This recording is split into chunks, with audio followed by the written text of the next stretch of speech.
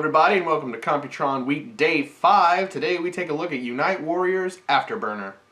Afterburner is a repaint slash slight remold of the Combiner Wars Groove, which in itself is an interesting figure. It was originally released in Japan, but then, due to its wild popularity, got a brief release here in the US. Although I've never laid eyes on one, I can only assume it was close to this. So what we have is a mostly red, not motorcycle. Even though it's got the handlebars, it's not supposed to be a motorcycle. He's just supposed to be a two-wheeled Cybertronian vehicle. He does have a fold-away kickstand. Detailing here, you've got some white striping down the rear. You've got some white all throughout the middle area. You can see some gauges and the handlebars, which... The wheels are silver with black tires, and then you've got this very nice canopy. It's a translucent blue. It looks like it's something out of Tron. It's really cool. This is translucent blue with an Autobot logo here, and you've got the red paint to make it look like it matches. You do have the dark crimson here on what would have been the seat, but it's just detailing because remember, this is not a motorcycle. It's a two-wheeled Cybertronian vehicle. You've got some silver detailing here around the front, and that's about it. He doesn't really roll well. You'd think I've got him to stand on his wheels, but rolling is not something he's really fond of doing here. I don't know what the deal is. Like I said, he balances just fine.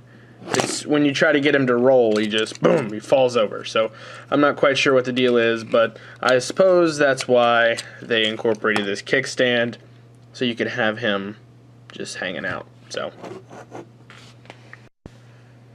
now he does come with two unique weapons. He's got this gun here, which is a double-barreled, what I can only assume is like a machine gun with a scope up top, and it's mostly red with black detailing.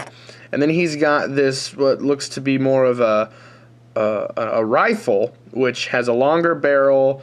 It's got a different scope up here. It's got some piping here. It just looks really interesting.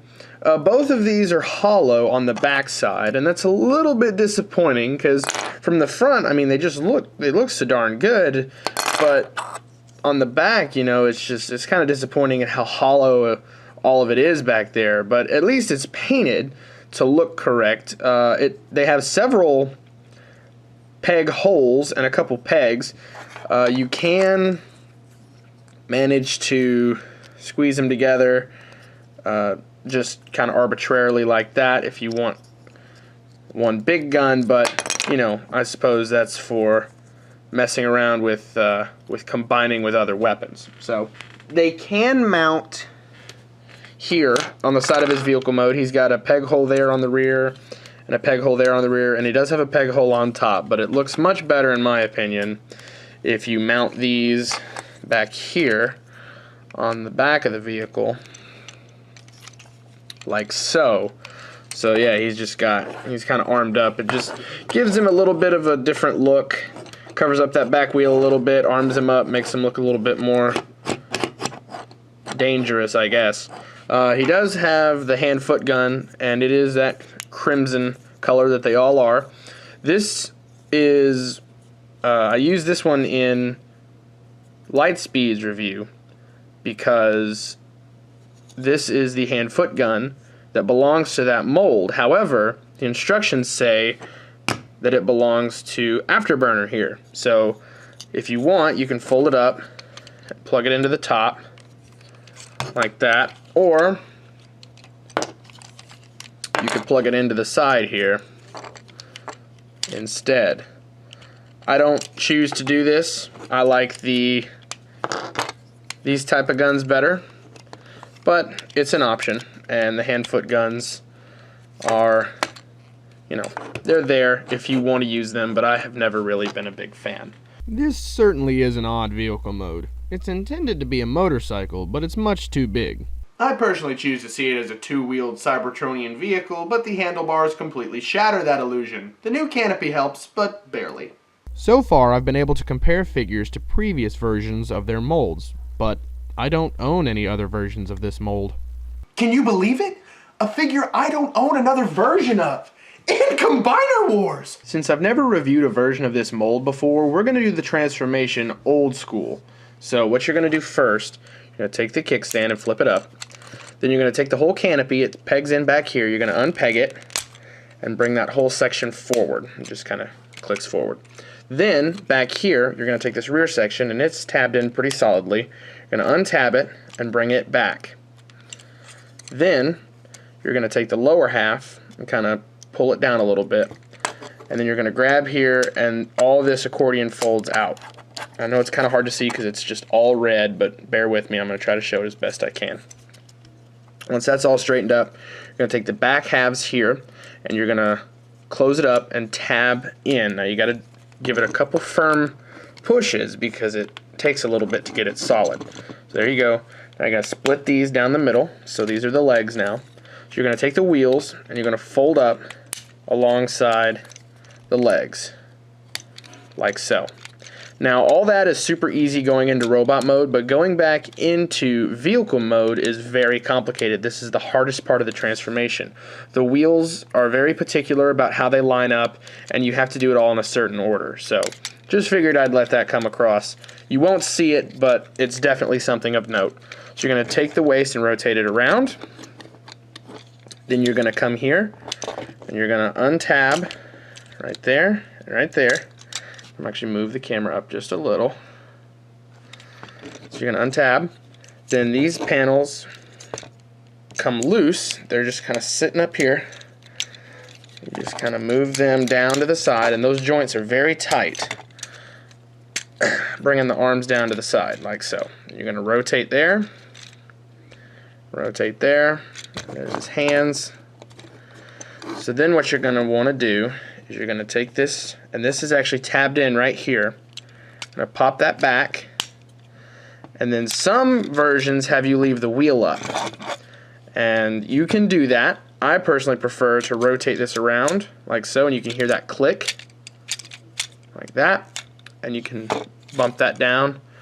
And then I take this piece and drop it down just so he doesn't have as tall of a backpack. Then you rotate his head around, and there we have Afterburner in his robot mode. The only difference between the two versions of this figure is the paint.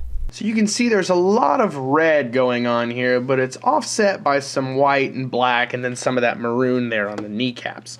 But for the most part, I mean, he's a really nice looking robot. You've got the all white chest with the silver detailing there around his midsection. You've got that black detailing there on the belt line. I do like that the combiner port is red up top and white at the bottom. It just gives it a little bit of a different look. We haven't seen that yet. All the combiner ports so far have been the same color throughout. This one is two-tone, so that's interesting. He's got the red shoulders, and there's that silver detailing making a comeback. Nothing on his hands, despite the fact that this white detail was there. It's been pushed to the back. He does have solid red thighs, pretty much solid red feet, like I said, with the exception of the white and the maroon here, and then the black wheels on the side. On the back, you've got the canopy overhanging, and you do see a little bit of the blue, but the background here is throwing that off. But if you're looking at him, you do see the blue canopy, and it kind of helps break up all the red. Taking a look at the head, you can see it is red with a silver face and blue lenses. He is the only one in this set who has light piping, and so the whole back of his head is that transparent blue to allow that light piping to function. And I just find it interesting. Everybody else has painted blue eyes, but Afterburner gets away with having some light piping. So I'm not sure if it was a mold thing or not sure, but he's the only one to have light piping, so very interesting. In robot mode, you can stick the weapons in either of his hands or both if you prefer. That's how I like to do it. And it just, you know, kind of gives him a little bit beefier of a look. You got to be careful though, because those hollow sections really tend to show through. So if you're posing him, you just got to be aware of that. But they look really nice when he's holding them. They look look big and beefy, and they look like they could really do some damage. And I don't know, it just kind of suits him. I don't know, something about the weapons looks really good here. You can use the hand-foot gun as a weapon if you want, but I think we've come to terms at this point. I have never been a fan of that, and I don't know many people who are. So, yeah, I stick with his regular weapons. Posability. He has a ball joint at the head with a waggle up and down just a little bit and a little tiny bit of side to side. You can tell his head's always cocked just a little bit. It's probably some mold flashing in there, but he does have a little bit of side to side movement. He has a shoulder ball joint with a cutout to the side. Above the elbow rotation, very nice ratcheted elbow joint. Sounds very good. He's got a hip rotation, which is very nice all the way around. He's got a ball jointed thigh with a cutout to the side. He has an upper thigh rotation and a 90-degree knee bend. So there's that. Looks really good. He's really easy to pose. He's got just about everything you need. Very nice. The colors are a good blend of G1 accuracy and modern styling, which is a good thing considering the G1 guy was all red with a white vest. I was really looking forward to this figure. The mold itself has such an interesting story behind it, and I'm super glad I got to experience it. I'm even more glad I got to experience it in this set. Afterburner is a great figure with great paint, and thank God, a brand new mold. Thanks for watching Computron Week. I'll see you tomorrow.